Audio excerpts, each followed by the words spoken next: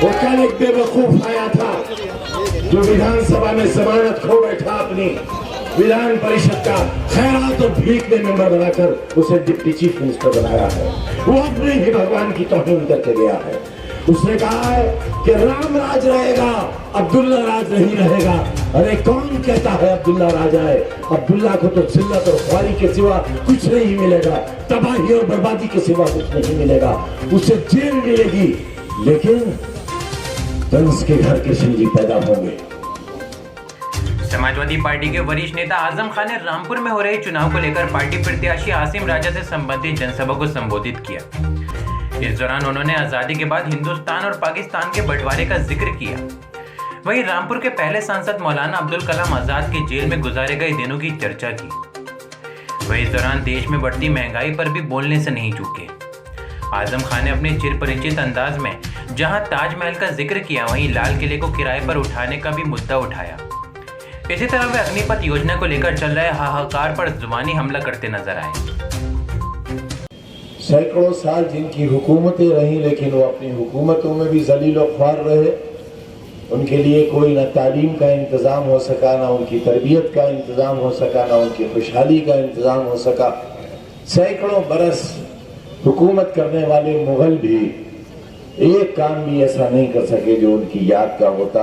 हाँ, काम उन्होंने किए। ताजमहल बनाया तो हमारे किसी काम का नहीं है। दिल्ली का लाल किला बनाया जिससे हमें कोई फैज़ हासिल नहीं है। आगरे का किला बनाया उससे हमारा कोई लेना देना नहीं है। कुतुब मीनार खुदकुशी के काम आती है, लिहाजा वो भी हमारे यहाँ हराम है, उससे भी हमारा कोई लेना देना नहीं है। हाँ, अगर कोई ऐसा काम किया होता, कोई बड़ा कारखाना लगा दिया होता, कोई तालीम गाह बनाई होती, कुछ स्कूल बनाए होते, कुछ मदरसे बनाए होते, कुछ कॉलेज बनाए होते, कुछ यूनिवर्सिटियाँ बनाई होती, तो यकीनन मुल्क की तरक्की भी होती और हम भी दुनिया में ज़लील व ख्वार नहीं होते।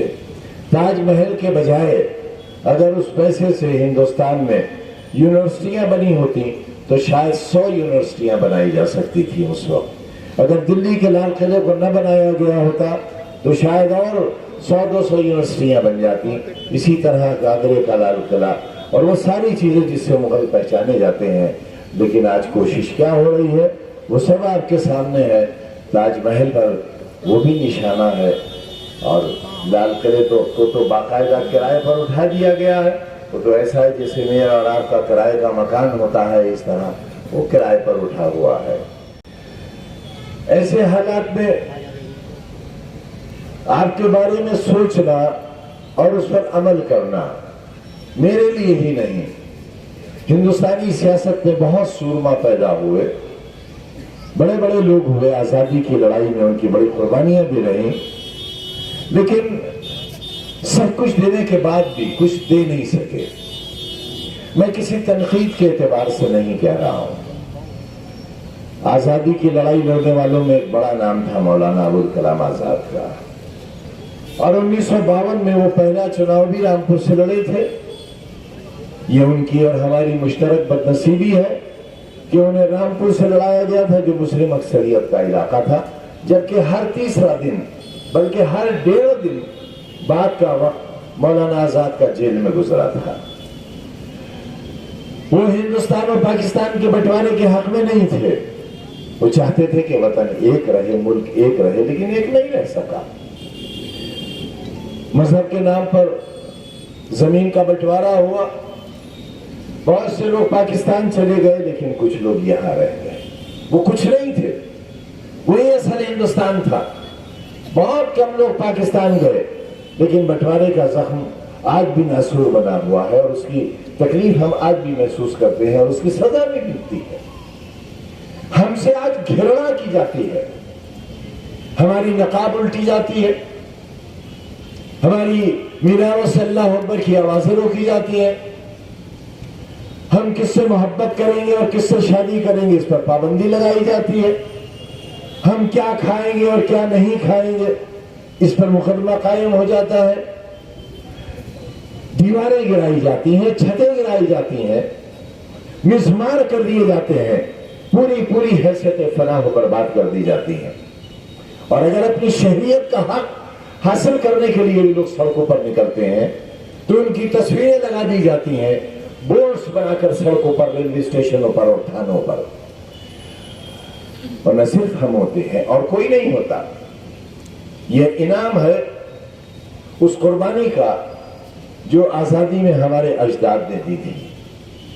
आज जितनी हमसे नफरत है और जितना बड़ा बोझ है हम जमीन पर, अगर ये आपको एहसास नहीं हो रहा है कि जब हम जैसे लोग भी नहीं रह जाएंगे तब ये एहसास होगा आपको।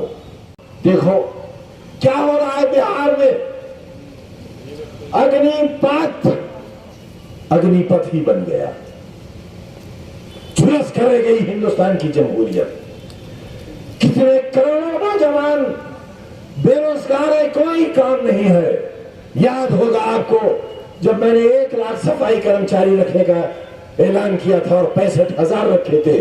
दूर मत जाइए, इसी शहर के नौजवानों में, हिंदुओं में, मुसलमानों में, अगड़ों में, पिछड़ों में और दलितों में MSc पास, MA पास और यहां तक के एक रिसर्च स्कॉलर जो MPhil का स्टूडेंट था, वो यहां पर नाला सफाई की नौकरी तलाश करने के लिए लाइन में लगा हुआ था।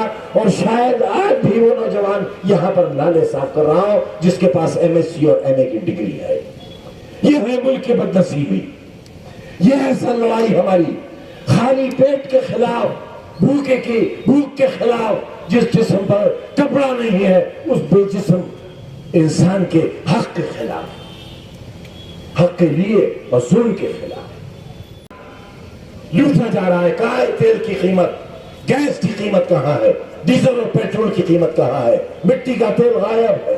मगर नमक हलाली करना है हमें, क्योंकि सरकार ने सरकारी खजाने से जो नमक दिया था उस नमक से वफादारी जाती है सरकार। अरे हमें तो नमक भी नहीं मिला, हमें तो नमक के काबिल भी नहीं समझा गया। लिहाजा आपसे दरखास्त करने के लिए आए हैं कि पार्लियामेंट में यह आवाज पहुंचनी चाहिए। पार्लियामेंट में राजा पहुंचना चाहिए, हमारा राजा। क्यों जा रहे हैं? अभी मैं कहां जा रहा हूं? एक मुकदमा ही तो कायम हो जाएगा बस। अभी 10 नहीं बजे हैं, नहीं बजे हैं अभी 10। अरे हजारों मुकदमे हैं, कई 100 जिंदगियां चाहिए मुकदमा लड़ने के लिए, लेकिन जिक्र बाकी है। देखते हैं तीर चलाने वालों की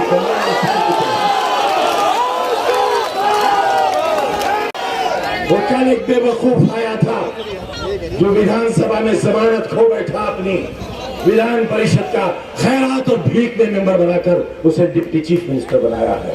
वो अपने ही भगवान की तौहीन करके गया है। उसने कहा है कि राम राज रहेगा, अब्दुल्ला राज नहीं रहेगा। अरे कौन कहता है अब्दुल्ला राज आए? अब्दुल्ला को तो जिल्लत और ख्वारी के सिवा कुछ नहीं मिलेगा, तबाही और बर्बादी के सिवा कुछ नहीं मिलेगा। उसे जेल मिलेगी, लेकिन कंस के घर के सिंह जी पैदा होंगे। आएगा वो दिन। ये राम की तौहीन है अब्दुल्ला से उसका मुकाबला करने की। मैं हिंदू भाइयों से कहना चाहता हूं कि अपने धर्म की तौहीन अपनी ही सरकार से मत होने दो।